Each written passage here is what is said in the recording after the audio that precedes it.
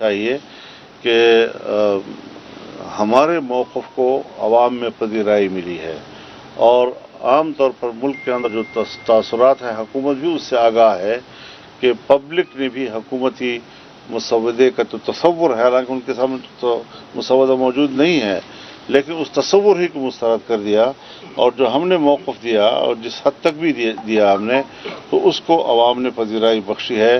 میں سمجھتا ہوں کہ جب پارلیمنٹ عوام کی نمائندہ ہے تو عوام کے مزاج کو، عوام کے نبض کو انہوں نے پڑھ لیا ہوگا، سمجھ لیا ہوگا، اور ہمیں عوام کی خواہشات کو نظر انداز نہیں کرنا چاہیے، نہ ہم اس کے متحمل ہیں۔ مولانا صاحب یہ بتائیں کہ پشتون تحفظ موومنٹ کے حوالے سے آپ نے بات کی، تو پہلے سے جب یہ مسئلہ ہو رہا تھا ان کو شہید کرنے سے پہلے کیا پہلے مذاکرات نہیں ہو سکتے؟ دوسرا سوال یہ ہے کہ پاکستان تحریک انصاف جب ان کے ساتھ آپ کے ساتھ بیٹھی ہے اور آپ کے ساتھ بات کری مسلسل، تو اگر ان کو کچھ اعتراضات ہیں اس مسودے کے بارے میں تو اس کے ساتھ کس طرح چلیں گے؟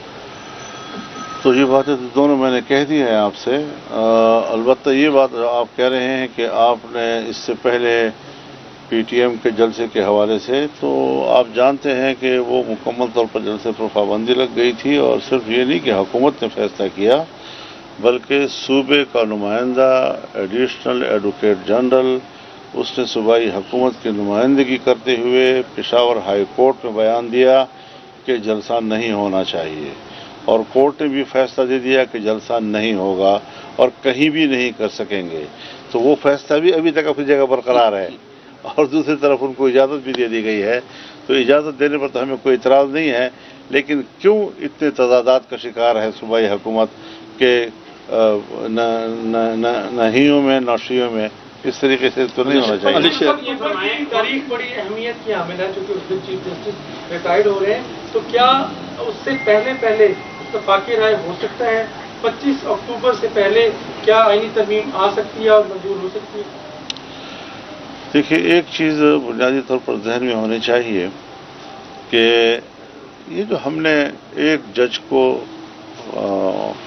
ریٹائرڈ ہونا یا اس کو توسیع دینا، کوئی ایک جج سے ڈرتا ہے تو کوئی دوسرے جج سے ڈرتا ہے، عدلیہ کو خدا کے لیے سیاست میں تقسیم نہ کرو، سیاسی جماعتوں میں تقسیم نہ کرو، جج ہوتا ہے اور اس کو جج رہنے دیا جائے، اور ہمارے ججز بھی اپنی کارکردگی، اپنے رویوں سے پبلک کو مطمئن کریں کہ وہ غیر جانبدار ہو کر آئین اور قانون کے حوالے سے ہی فیصلہ دیں گے اور دیتے رہیں گے۔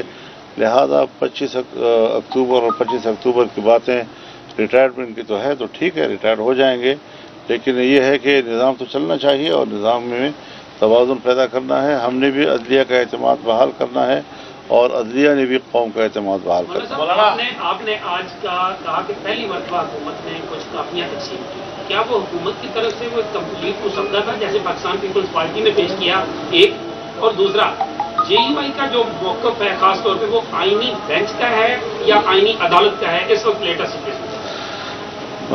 ابھی میں اس بارے میں کوئی تبصرہ نہیں کر سکتا، لیکن خدا کے لیے آئینی عدالت ہو یا آئینی بینچ ہو، یہ دونوں ایک دوسرے کے متبادل ہو سکتے ہیں، اور اس میں اگر ہمارا تنازع ختم ہو سکتا ہے تو یہ اتنا بڑا ایشو نہیں ہے، چاہے بینچ کی صورت میں معاملہ طے ہو یا عدالت کی صورت میں طے ہو۔ بات اصولوں کی ہے کہ ہمیں عدلیہ سے وہ کام لینا ہے کہ جو ہمارے آئینی معاملات ہیں، سیاسی معاملات ہیں، ان کو ایک طرف کیا جائے تاکہ عدالتیں فارغ ہوں اور وہ لوگوں کے جو کیسز وہاں پر پینڈنگ پڑے ہیں ان کو فارغ کر سکیں، ان کو فیصلے دے سکیں۔ جی وقار بھائی، مسودے کے بارے میں بتائیے گا مولانا۔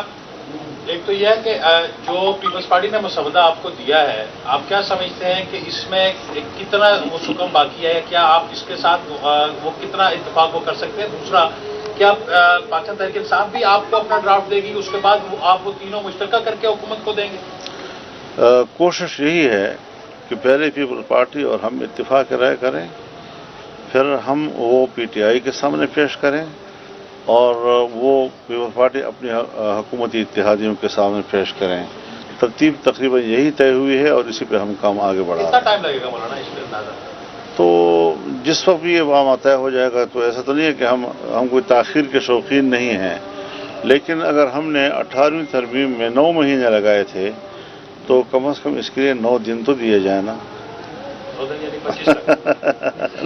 پھر 25 آ گئے. مولانا صاحب کچھ خبریں ایسی بھی ہیں کہ آپ کی کانگریس ٹیم نے بھی کوئی مسودہ تیار کیا ہوا ہے، کیا کہیں گے؟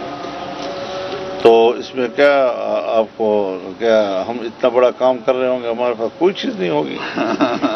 لیکن جن لوگوں کو ہم نے اسٹیک ہولڈر جو ہیں، جن کو ہم نے مطمئن کرنا ہے، جن کو ہم نے اپنے موقف پہ آمادہ کرنا ہے، انہی کے سامنے پیش کیا جائے گا. اب اس کو فی الحال تو ہم اس کی تشکیل نہیں کر سکتے. مولانا صاحب یہ بتائیے کہ یہ حکومت جو اتنی زیادہ سرگرمیاں دکھا رہی ہے مسودے کو اور آئینی ترمیم کو لے کے، یہ کیا وجہ ہے کہ وہ 25 سے پہلے یہ سارا کچھ کرنا چاہتے ہیں مسودے کو پہلے، جبکہ آپ یہ پھر آپ ان سے پوچھیں. میرے نظر میں یہ نہ میرے نظر میں یہ سوال ہے، نہ میں اس کا جواب دینا چاہتا ہوں. شنگھائی تعاون تنظیم ہونے جا رہی ہے جی پاکستان میں، اسلام آباد میں شنگھائی تعاون تنظیم ہونے جا رہی ہے، جس پہ آپ کے دوست ممالک آ رہے ہیں، اس کا آپ کیسے کہہ سکتے ہیں؟ ہم دل و جان سے ان کا خیر مقدم کریں گے. وہ ہمارے مہمان ہوں گے. پاکستان کی سرزمین ان کا استقبال کرے گی. اور اس موقع پر میں نے اسی لیے اپیل کی تھی کہ جب وہ سربراہان یہاں پر موجود ہوں، یہاں پر وہ کانفرنس کریں، تو ہمیں قومی سطح پر ایک یکجہتی کا اظہار کرنا چاہیے. کیونکہ جو اعتماد ماضی میں ان کا متاثر ہوا ہے اور اس کو نقصان پہنچا ہے، اس اعتماد کو ہم بحال کرنے میں کردار ادا کریں. تو ہم نے یہ بات ضرور اپوزیشن سے بھی کی ہے کہ وہ ان ایام میں کوئی مظاہرے نہ کریں، اور اس کے بعد بھی ہمیں موقع مل سکتے ہیں. کوئی ضروری نہیں ہے کہ ہم اس وقت میں، جبکہ سیکورٹی کے معاملات بھی ان کے ہیں، حکومت بھی وہاں پر ان کی میزبانی میں مصروف ہوگی، اور اس دوران میں ہم مظاہرے کریں گے تو اس کا اچھا میسج نہیں جائے گا. حضرت یہ فرمائیں کہ یہ جو اعظم نذیر تارڑ صاحب نے کہا ہے کہ ہمارے پاس منتر کے یہ وہ آپ کو شامل کر کے کہہ رہے ہیں یا ارکان کو منعرف کریں گے؟ ضمیر کا ووٹ دیں. انہیں سے پوچھیں. سیدھی بات ہے حضرت کہ ہم نے اگر ووٹ دینا ہوتا تو ہم آج تک دے چکے ہوتے. یہ معاملہ اسی دن ختم ہو جانا چاہیے تھا. ہم جو اب تک رکے ہوئے ہیں اور کسی قسم کا ہم ان کو ووٹ دینے پہ آمادہ نہیں ہو رہے ہیں، اس کی وجہ یہ ہے کہ ہمیں جو حکومت کا تصور ہے ترمیم کا، وہ قابل قبول نہیں ہے. سو ہم اپنی تجاویز لا رہے ہیں، اس پر ان کو اعتماد میں لے رہے ہیں اور ان کو آمادہ کر رہے ہیں. جب ہماری تجاویز پر آمادگی ہو جائے گی تو اس کے بعد پھر ہم اس قابل ہوں گے کہ ہم ووٹ بھی دے سکیں. لیکن اگر ہمارے نظریے کے مطابق نہیں ہوتی تو پھر یہ باتیں کہنا جی کہ نمبر پورے ہیں، نمبر پورے ہو جائیں گے. دیکھیے یہ ایک سیاسی بد اخلاقی بھی ہے، اور اس سے آئین کو متنازع بنانے کی بھی ایک بنیاد پڑ جائے گی. اور ایک متنازع ترمیم آئین میں لانے کی بجائے کیوں نہ ہم اتفاق رائے کی طرف چلیں اور ہمارے اس نظریے کو کہ اتفاق رائے سے معاملات حل ہو جائیں. ہر سمت سے اس کا خیر مقدم ہونا چاہیے اور ہر سمت سے اس پر آمادگی ہونی چاہیے. مولانا صاحب یہ بتائیں، مولانا صاحب یہ فرمائیے گا. وفاقی حکومت نے ایک صوبے کے ہاؤس کو جو ہے تسلیم کیا تھا، جسے آج اسلام آباد ہائی کورٹ کے آرڈر پر ڈی سیل کر دیا گیا ہے. آپ وفاقی حکومت کے اس اقدام کو کیسے دیکھتے ہیں؟ تو جو کورٹ نے کر دیا ٹھیک کیا بس. مولانا صاحب یہ فرمائیے گا، آپ نے ابھی صوبے کے حقوق کے حوالے سے تحریک کی بات کی، تو اب کیا قوم کسی ایک نئی تحریک کے لیے تیار رہے؟